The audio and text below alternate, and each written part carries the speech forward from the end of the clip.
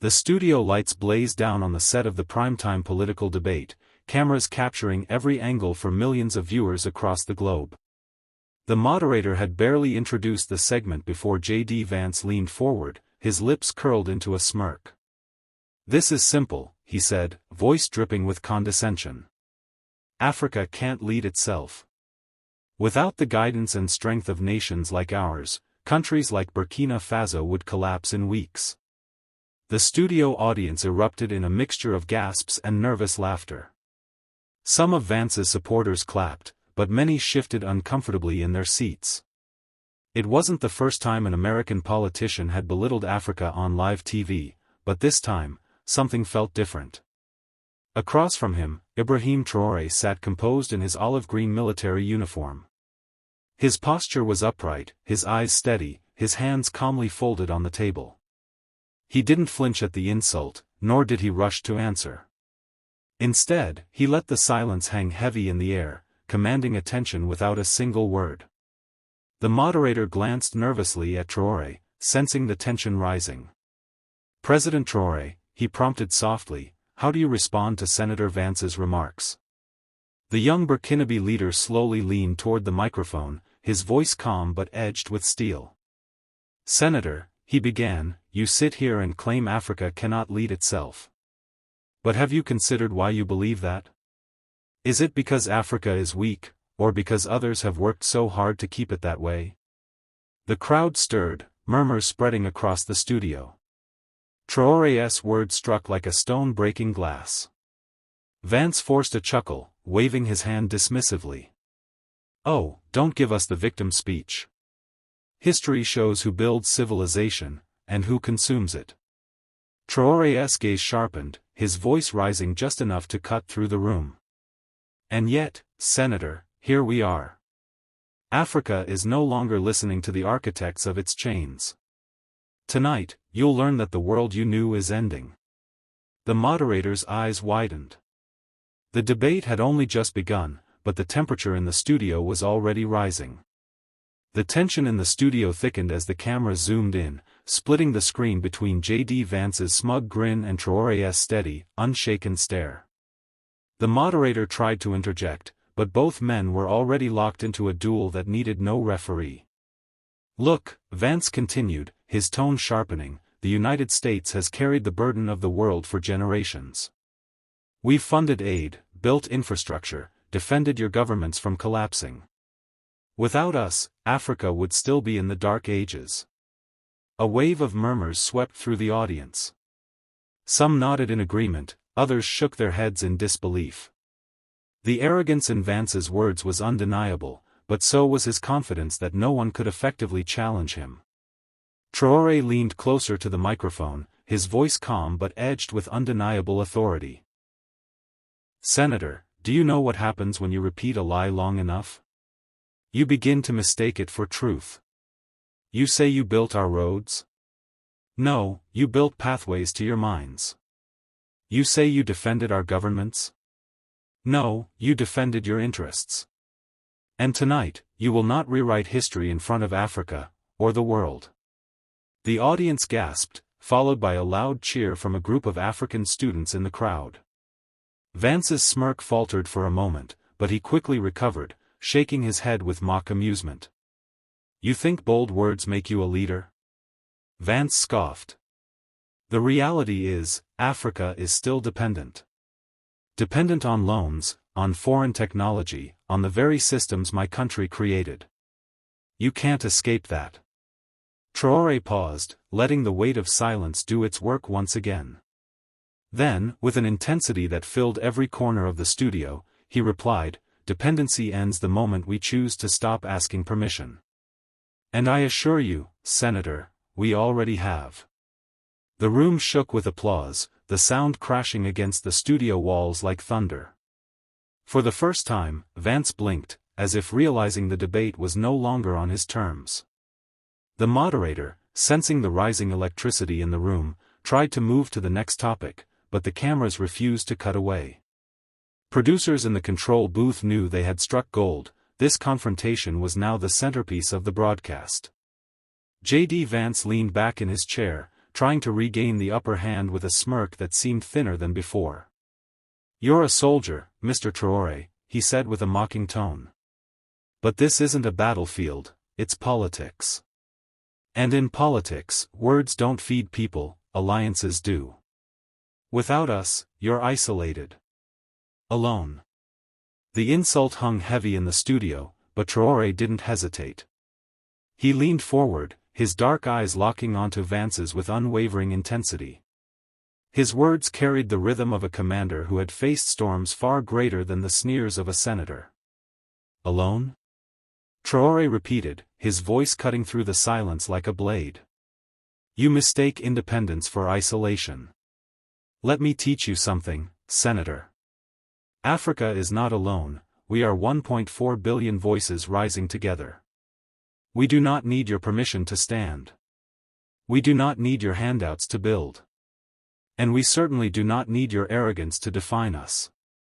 The audience erupted, half the room on their feet, clapping and cheering, while others sat in stunned silence. The roar was so loud that it bled into the microphones, overpowering the moderator's attempts to restore order. Vance raised his hand, visibly irritated now. "That's rhetoric, nothing more. When the money runs dry, when the markets turn their backs, you'll come crawling again. And when you do, don't expect mercy." Traoré's lips curled into the faintest of smiles, but his reply carried the weight of thunder. "No, Senator.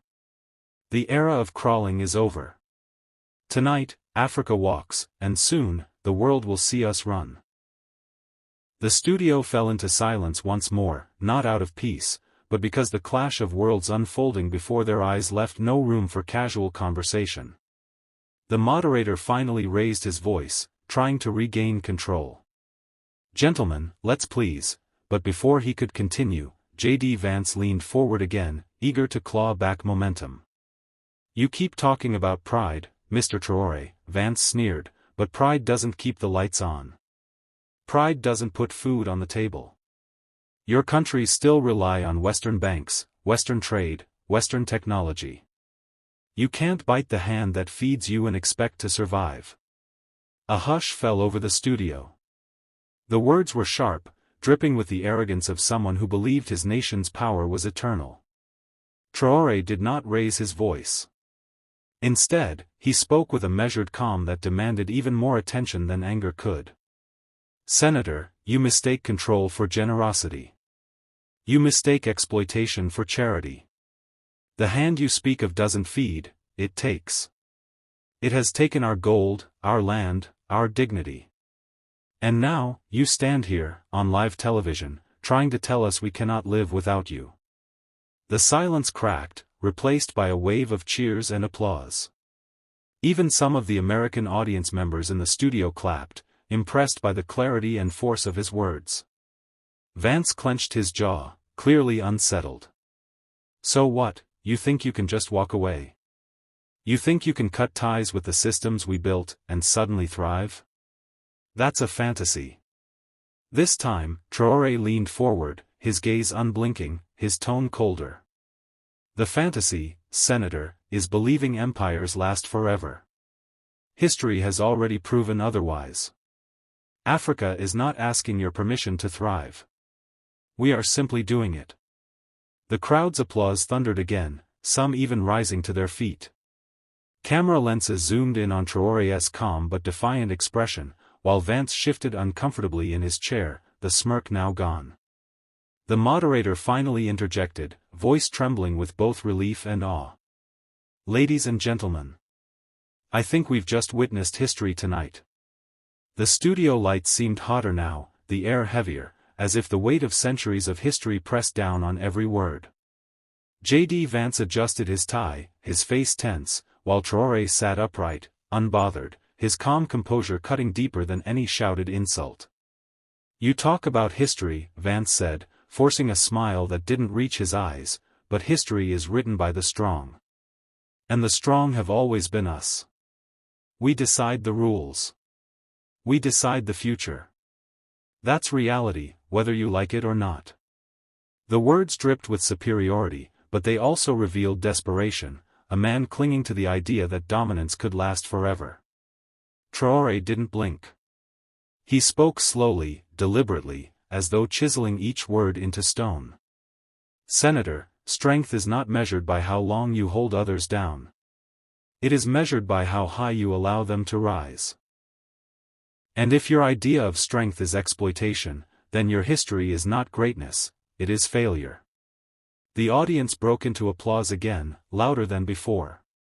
Even the moderator leaned back in his chair, visibly struck by the gravity of the exchange. Vance shook his head, trying to laugh it off. Failure? Without us, your nations would collapse overnight. You need us more than we'll ever need you. But Traoré's response came with the force of a storm. No, Senator. We don't need your chains disguised as support. We don't need your pity packaged as power. And most of all, we do not need your permission to exist. The words echoed across the studio, and for a brief moment, even the cameras seemed to pause, as though the world itself was holding its breath. The applause turned into a roar. Students chanted his name. Viewers across continents leaned closer to their screens, sensing that what they were watching was more than a debate, it was a declaration. By now, the debate was trending worldwide. Hashtags with Traoré's name flooded social media. Clips of his sharp replies were already circulating, cut into short, fiery soundbites that resonated from Ouagadougou to New York. J.D. Vance could feel it, the narrative slipping from his hands. His tone grew sharper, his words more desperate. You make speeches that stir crowds, but speeches don't build economies. Tell me, Mr. Traoré, where will your nations be in 5 years without Western investment? Still dreaming? Still begging? The insult was surgical, meant to pierce.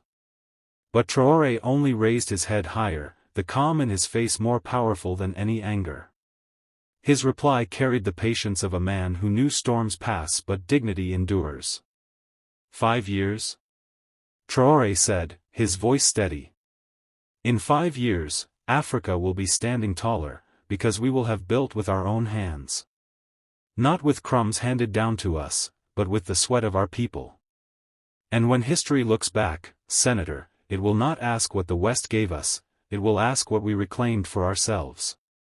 The audience broke into another round of applause, louder and longer than before. The moderator had given up trying to quiet them. The camera zoomed in on Vance's tight expression, then shifted back to Traoré's steady gaze, knowing where the real story was unfolding. Vance forced a laugh, shaking his head. Bold words. But the world doesn't run on dreams, it runs on power. And Africa doesn't have enough of it. Traoré's response landed like thunder. Power is not taken from a people, it is found within them. And Africa's power has been buried for too long under chains you call partnerships. Tonight, the world sees those chains breaking. The cheers became deafening. Even viewers thousands of miles away could feel the tremor of something historic breaking through the walls of the studio. The studio had transformed from a political debate into something far larger, a battle of worldviews. Every camera angle caught the tension, every microphone picked up the tremor of history in motion. J.D. Vance leaned in, his voice low but cutting. Mr. Traoré, you speak as if Africa has already broken free.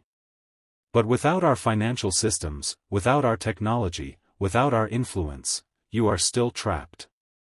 You can't escape the reality that we built the world you live in. The words hung like a heavy chain, meant to weigh down everything Traoré had declared. But Traoré lifted his chin, his eyes unwavering. His reply came like a blade, sharp and undeniable. No, Senator. You built cages, not worlds. And you filled them with chains and lies, calling it order. But what you see tonight, what the world sees, is that Africa is walking out of those cages. And once free, we will never return. The studio erupted. Cheers roared, drowning out any attempt at a rebuttal. Even those who had come expecting to mock or dismiss Traoré now leaned forward, captivated by the unwavering strength in his voice. Vance tried to recover, his smile forced. Words are cheap. Reality will prove you wrong. Traoré's response was quiet, but its weight silenced the room more than shouting ever could. Reality, Senator, is already proving you wrong. Look at the people who rise when told to kneel. Look at the nations that build when told to beg. The chains you boast about are already breaking, and tonight, the sound of them shattering is echoing through this studio. The camera zoomed in on Traoré's calm but fierce expression. The crowd's applause shook the stage, and for the first time, J.D. Vance looked small under the spotlight, his arrogance overshadowed by a leader who spoke not just for himself, but for millions. By now, the debate was no longer just a clash of two men, it had become a mirror reflecting the future of global power. Millions were watching live, their screens glowing with the intensity of the confrontation. J.D. Vance straightened in his chair, his voice rising, almost trembling with the need to reassert control. You think words will protect you, Mr. Traoré? When the markets close their doors, when technology is cut off, when alliances collapse, you'll see what independence really means. It's isolation.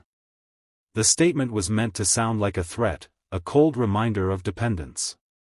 But the audience shifted uncomfortably, sensing the hostility. Traoré leaned forward, his hands clasped, his voice calm but resonant. Isolation, Senator, is a choice made by those who fear equality.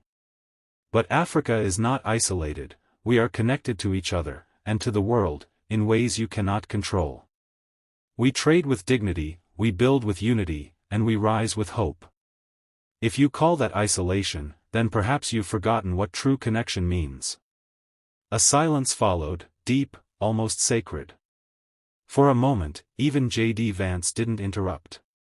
The weight of Traoré's words filled the studio.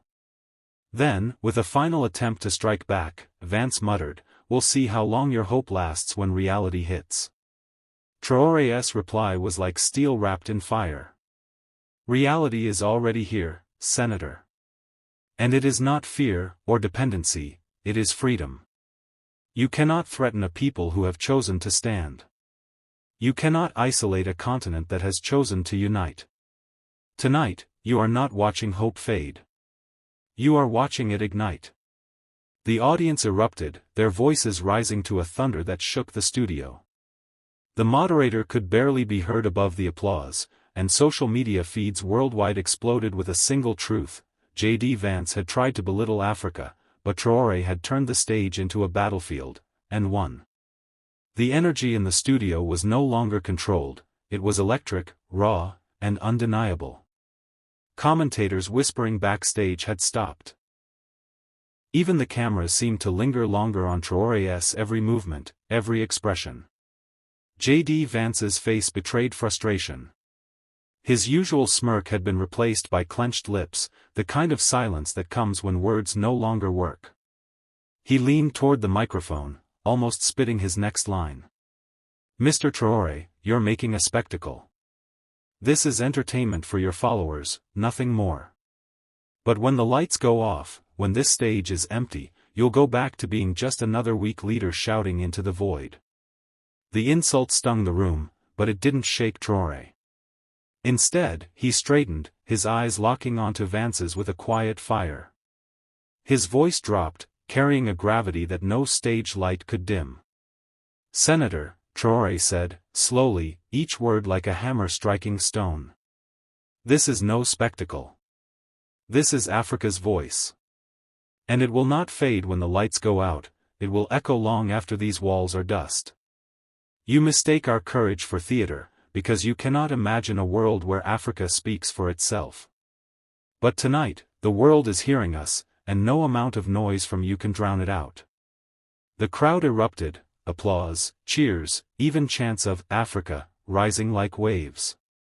The moderator tried in vain to regain order, but the audience had already chosen its victor. Vance forced a bitter smile, gripping his notes as if they could still anchor him. But the weight of the moment was too heavy, the narrative had shifted entirely. Traoré wasn't just answering questions, he was carving history. And as the camera zoomed in, the world saw it clearly, the clash wasn't between two politicians. It was between arrogance and dignity, between condescension and resilience. And dignity was winning. The studio felt less like a debate stage and more like the front line of history. Every word spoken had turned into a declaration, every silence into a verdict. J.D. Vance, visibly shaken, tried one last time to regain control. His voice trembled with forced authority. "Mr. Traoré, leaders like you come and go. But America, our system, our power, it lasts. When this moment passes, you'll fade. We will remain." It was meant as the final blow, a reminder of America's dominance. But the words no longer carried the same weight. The audience, and perhaps even Vance himself, knew it. Traoré waited for the applause to settle, then spoke with a calm fire that burned through the noise. "Senator, power that rests on arrogance always fades.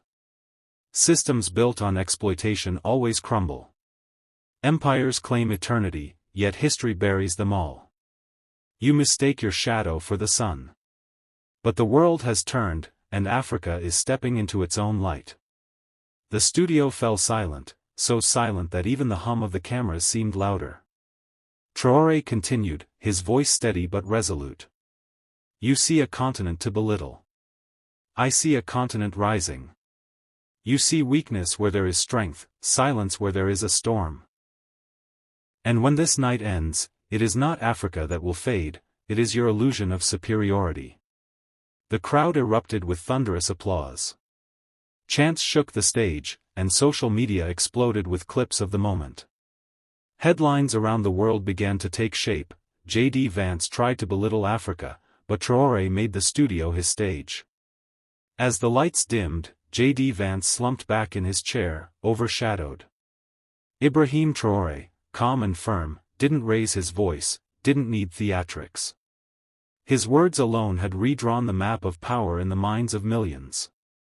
The debate had ended, but the echo of Traoré's voice was just beginning to ripple across the world. Tonight, the world witnessed more than a debate, it witnessed a truth. You can mock us, you can underestimate us, you can try to silence us. But Africa will not shrink, and we will not bow.